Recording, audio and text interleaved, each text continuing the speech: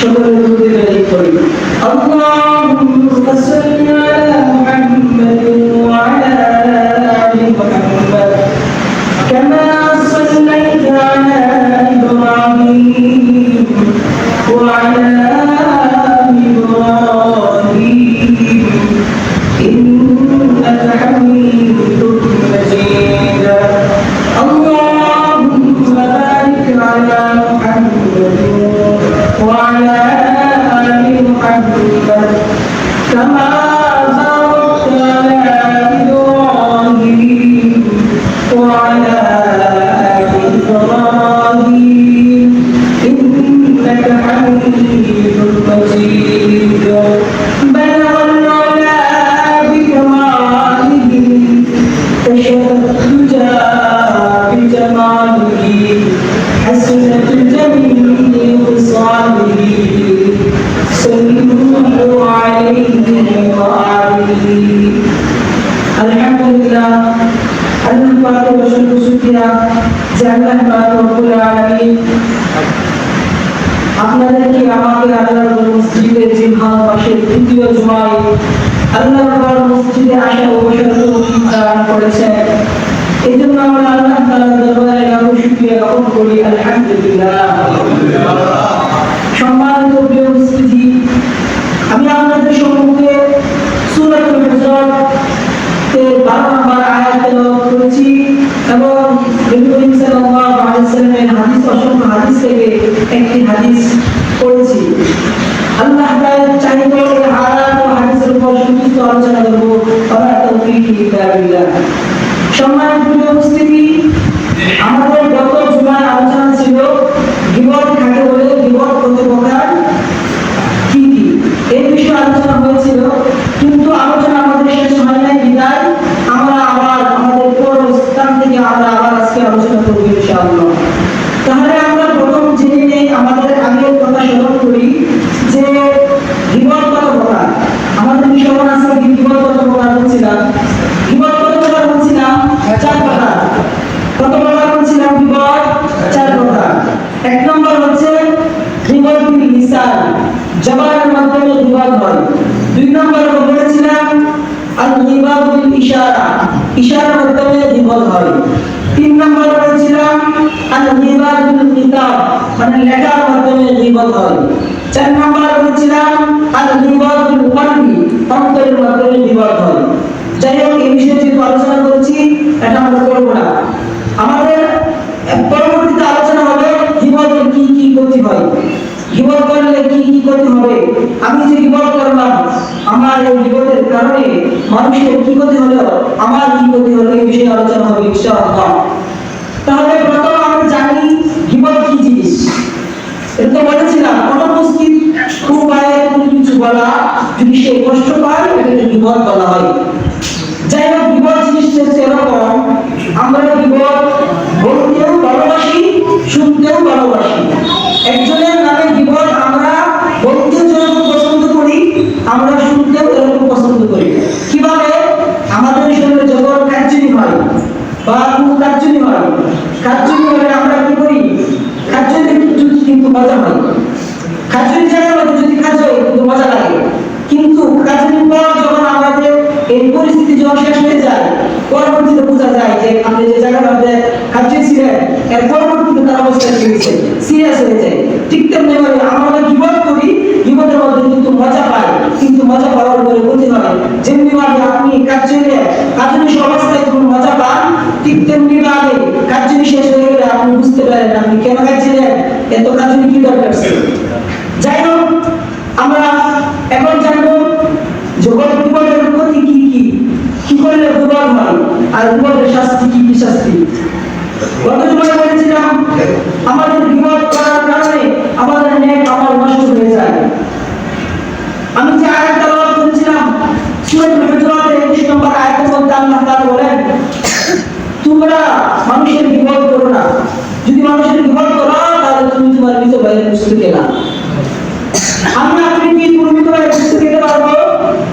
এই আয়াতের মধ্যে বলা হয়েছে, শেষ অংশের মধ্যে বলা হয়েছে তোমরা মানুষের গীবত করো না, যে মানুষের গীবত করে মানে নিজের মৃত ভাইয়ের বুঝতে গায়। এই আয়াতের ভিত্তিতে আরেকটি হাদিস এসেছে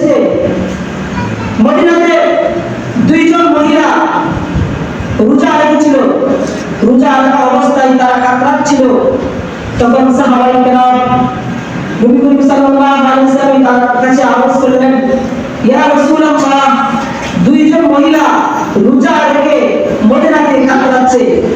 তখন নবী করিম সাল্লাল্লাহু আলাইহি ওয়াসাল্লাম বললেন, ও সাহাবা, তোমরা এই দুইজন মহিলাকে নিয়ে আসো আমার কাছে। তখন নবী করিম সাল্লাল্লাহু আলাইহি ওয়াসাল্লাম যখন তার সাহাবাদেরকে বললেন, ও সাহাবা, দুইজন মহিলাকে আমার কাছে নিয়ে আসো। তখন এই সাহাবারা নবী করিম সাল্লাল্লাহু আলাইহি ওয়াসাল্লামের কাছে এই দুইজন মহিলাকে নিয়ে এসেছিল। তখন যখন এই দুইজন মহিলাকে নিয়ে আসা হলো, তখন নবী করিম সাল্লাল্লাহু আলাইহি ওয়াসাল্লাম দুইটা পাত্র নিলেন। দুইটা পাত্র নিয়ে প্রথম জন মহিলাকে বললেন, তুমি এখানে ভূমি করো। প্রথম জন মহিলা যখন ভূমি করতেছিল, তার মুখ থেকে রক্ত পুষ্ট বের হয়েছিল। আবার যখন দ্বিতীয় মহিলাকে বলা হয়েছিল, তুমি এখানে ভূমি করো, তখন দ্বিতীয় মহিলাও এরকম ভাবে তার মুখ থেকে রক্ত পুষ্ট এগুলো বের হচ্ছে। তখন নবী করিম সাল্লাল্লাহু আলাইহি ওয়াসাল্লাম বলেন, ও সাহাবা, আল্লাহ রাসূল একটা আয়াত বলেছেন, আল্লাহ তাআলা একটা আয়াত বলেছিলেন, যে ব্যক্তি মানুষের বিপদ করে সে যেন মৃত ব্যক্তির বস্তু কেন। কি এই আয়াতের প্রেক্ষিতে এই হাদিসটি আনা হয়েছে। তখন রাসূল সাল্লাল্লাহু আলাইহি ওয়াসাল্লাম সাহাবাদেরকে বলতেছিলেন, ও সাহাবারা, তারা যে এই দুইজন মহিলা রোজা রাখছে, তাদের রোজা সহি হয়েছে, তাদের রোজা ভালো খাবারের মাধ্যমে রোজা রাখেছে, কিন্তু তারা যে মানুষের বিপদ করত, এই বিপদের কারণে তাদের এই মুখ থেকে এই ভূমির মাধ্যমে এগুলো বের হয়েছে। তাহলে আমরা এই হাদিস থেকে কি বুঝতে পারলাম যে আয়াতটি সত্য না মিথ্যা? কোন মানুষ যদি কোন মানুষের বিপদ করে, তার মানে তাহলে কি গেল? মৃত ভাইয়ের বসতে গেল। আরেকটু বলতে কি, যারা বিপদ করে তাদের উপর কখনো কবুল হয় না। সে যে যত আমল করেছিল, সে আমল যার নামে বিপদ করেছে তার আমল নামে চলে যায়। আরেকটি বিষয় হলো, আপনি যদি আমার নামে বিপদ করেন, আমার যত নেক আমল ছিল, আমার যত বড় আমল ছিল, সব আপনার কাছে চলে যাবে। আপনার যত নেক আমল ছিল, সব নেক আমল আমার কাছে চলে আসবে। শুধু কেসের কারণে, শুধু বিপদ করার কারণে। হযরত আবু হানিফা রাহমাতুল্লাহ আলাইহি বলেন, বিপদ যদি বলতেই হয়, তাহলে তোমার মার নামে বিপদ করো। কারণ কি? কারণ বলে বুঝবে। হযরত ইমাম আবু হানিফা রাহমাতুল্লাহ আলাইহি বলেন, তুমি যদি বিপদকে পছন্দই করো, বিপদকে যদি তোমার ভালোই লাগে, তাহলে তুমি তোমার মায়ের নামে বিপদ করো। তার মায়ের নামে বিপদ করো কেমন? কারণ তুমি যখন অন্যের নামে বিপদ করো, অন্যের নামে যখন বিপদ করে বেড়াও, তাহলে তোমার আমল, তুমি যে কোনো আমল করেছিলা, অন্যের নামে বিপদ করার কারণে তোমার আমল নামা তার কাছে চলে গেল, আর তার গুনাহ তোমার কাছে চলে আসলো। এই জন্য এই দৃষ্টান্ত দিয়েছিলেন, তুমি যদি তোমার মা বাবার নামে বিপদ করো, তাহলে তোমার এই মা বাবা তোমার আমল নামা নিয়ে যাবে, আর তোমার মা বাবার আমল তোমার তোমার যে গুনাহগার তোমার কাছে চলে আসবে। তাহলে কি বোঝাইলো? বিপদ যদি করতে হলে মা বাবার নামে করো। কারণ কি? তুমি তোমার এত নেক আমল করবা, আবার মানুষের বিপদ করবা, মানুষের বিপদ করে তোমার নেক আমল মানুষের কেন দিয়ে দিতা? তোমার বাপ মা দিয়ে দাও। কথা কি বুঝতে পারছি? তার মানে কি মা বাবার বিপদ কি বলা যাবে? কথা বলেন না। তাহলে কি মা বাবার বিপদ বলা যাবে? বলা যাবে না। আরেকটি বিপদের গতি হচ্ছে হাসান বসরি রাদিয়াল্লাহু আনহু শুনছেন কি? অনেক বুজুর্গ ছিলেন।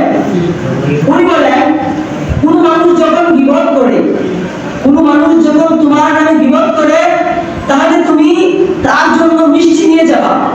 মিষ্টি নিয়ে বলবা, তোমার জন্য মিষ্টি আনছি, আমি এত কষ্ট করে আমি আমল করতে পারি নাই, আমি এত কষ্ট করে আমি রোজা রাখতে পারি নাই, নামাজ পড়তে পারি নাই।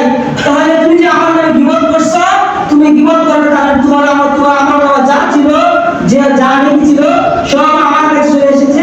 এজন্য আমি কষ্ট না পেয়ে আমি যেহেতু আমল পেয়েছি, এজন্য তোমার কাছে মিষ্টি নিয়ে আসলাম। কথা কি বুঝতেছেন? কি বললো? হাসান বসরি বলেছেন, তুমি যদি কোন ব্যক্তি যদি তোমার নামে বিপদ করে, তাহলে তুমি ওই ব্যক্তির জন্য মিষ্টি নিয়ে যাবা। কারণ কেন? তুমি এত কষ্ট করে তুমি আমল করতে পারো না, সে তোমার বিপদ করে, সে তার আমল তোমাকে দিয়ে দিচ্ছে, সে কষ্ট করে অবশ্য করছে, তুমি তার জন্য মিষ্টি নিয়ে যাও। যাই হোক, আমরা এগুলো বিপদ থেকে বাঁচতে ইনশাআল্লাহ পারবো না। আরেকটা হাদিসে এসেছে, নবী করিম সাল্লাল্লাহু আলাইহি ওয়াসাল্লাম যখন মিরাজে গিয়েছিলেন, আসমানে উঠছিলেন মিরাজের মধ্যে, তখন একজন ব্যক্তিকে দেখতেছিলেন, তিনি তাদের মুখ তামার মতো, তাদের মুখের দ্বারা তাদের চেহারার মধ্যে কত বিক্ষত করতেছে, কামসাইতেছে। তখন নবী করিম সাল্লাল্লাহু আলাইহি ওয়াসাল্লাম জিবরাইল আলাইহিস সালামকে জিজ্ঞাসা করলেন, ও জিবরাইল, তারা কারা? তখন জিবরাইল আলাইহিস সালাম বললেন, ইয়া রাসূলুল্লাহ, তারা হলো ওই ব্যক্তি যারা দুনিয়াতে থাকা অবস্থায় মানুষের গীবত করেছিল। এটা হচ্ছে হাদিস। নবী করিম সাল্লাল্লাহু আলাইহি ওয়াসাল্লাম বলেছেন, তখন জিবরাইল আলাইহিস সালাম বলল, ও জিবরাইল, তারা কারা? তারা যে নিজের হাতের মাধ্যমে তাদের চেহারাকে কামড়াচ্ছে, তাদের গায়ের বস্তু খাচ্ছে, মৃত বস্তু খাচ্ছে। তখন এই জিবরাইল আলাইহিস সালাম বললেন, ইয়া রাসূলুল্লাহ, তারা হলো ওই ব্যক্তি যারা দুনিয়াতে থাকা অবস্থায় মানুষের গীবত করেছিল।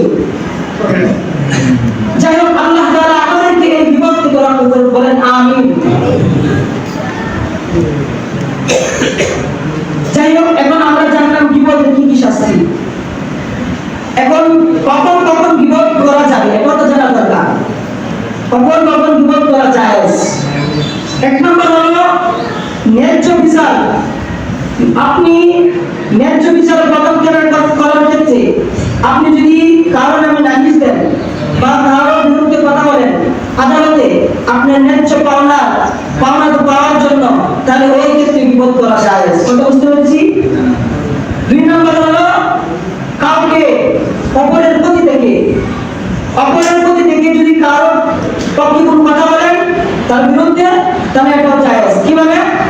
ধরেন আমরা সকলে এখানে বসে আছি, আল্লাহ না করুক আমাদের পক্ষে কোনো শত্রু আছে, শত্রু এসে আমাদেরকে বোমা হামলা করে আমাদেরকে মৃত্যুবরণ করে দেবে বা আমাদেরকে ক্ষতি করবে, আমাদেরকে ধ্বংস করবে। তখন আপনি যদি দেখেন এই জিনিসটা, তাহলে আপনি মজলিসকে বলতে পারবেন যে ভাই, তোমাদের তো বিপদ আসতেছে, বা এমন ব্যক্তি তোমাদের উপর হামলা করতে করার আশঙ্কা আছে, এই জন্য তোমাদেরকে আমি সতর্ক করছি। এটাও বিপদ অংশগ্রহণের মধ্যে কিন্তু এটা বলা যাবে। কথা বুঝতে পারছি?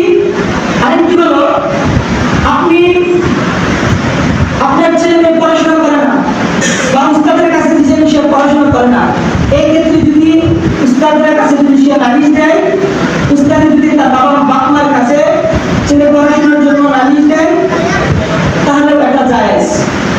আরেকটা হচ্ছে, আপনি যখন একটা মাস্টার নিয়ে চিন্তায় পড়ে গেছেন, বাকিরা এটা নিয়ে মাথা চারা করতেছে, তাহলে আপনি এখন কি করবেন?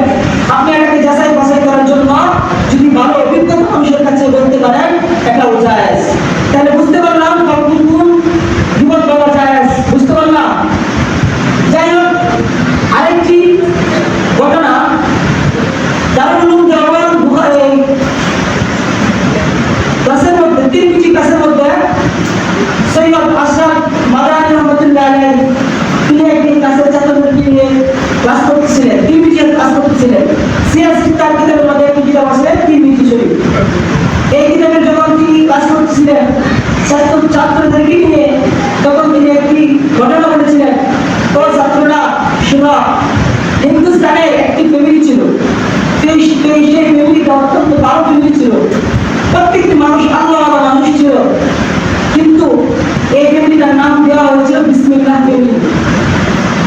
পাশের এক বাড়ির এক ব্যক্তি এই ফ্যামিলির নামে মানুষের কাছে কটূক্তি করে, মানুষের কাছে অহেতুক কথাবার্তা বলে তাদেরকে বিভ্রান্তি করেছিল যে তোমরা যাদেরকে এত ভালো মনে করো, যাদেরকে এত পরহেজগার মনে করো, তারা তো ভালো মানুষ না।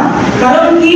তাদের ঘরের মধ্যে যে ফ্যামিলি আছে, ছেলে মেয়ে, তাদের মধ্যে অবৈধ সম্পর্ক আছে, তোমরা কাকে বিসমিল্লাহ ফ্যামিলি বলো। এই ব্যাপারটা যখন ওই লোকের কানে গেল, কষ্ট পাবে না? আপনি যখন আমার বিরুদ্ধে কারোর কাছে কথা বলবেন যে হুজুর এরকম, হুজুর এটা করে, হুজুর এটা করে, বলেন তো উনি কি কিছু করতে পারবে? সরাসরি যদি হুজুর যদি একটা ভুল করে বা আপনি যদি একটা ভুল করেন, এই ভুলটা যদি আপনি মানুষের কাছে বলেন, সে কি শুধরাইতে পারবে? ভুলটা কথা উত্তর দিবেন, শুধরাইতে পারবে না। আপনি যদি ভুল করছেন, এই ভুলটা যদি আপনি অন্যের কাছে বেড়ান, এটা তো বিপদ হয়ে যায়। আর এই ভুলটা যদি আপনি সরাসরি আমি আপনার কাছে বলে দিই, ভাই আপনি যেটা করছেন এটা না করলে তো ভালো হয় মনে হয়, এটা করবেন না, তাহলে বিপদ হবে না, এটা উত্তম হবে। এই জন্যই আপনার কাছে যদি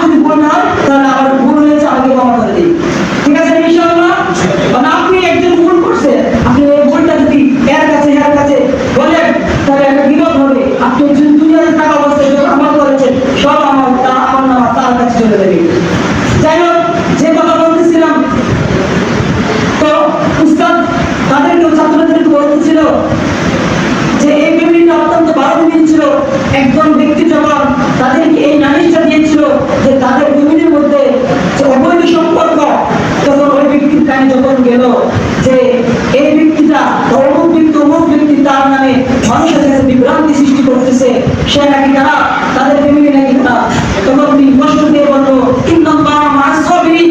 তখন তিনি ধৈর্য ধারণ করলো। ধৈর্য ধারণ করার পর তিনি বললো আল্লাহ একদিন তোমাকে দেখাবে।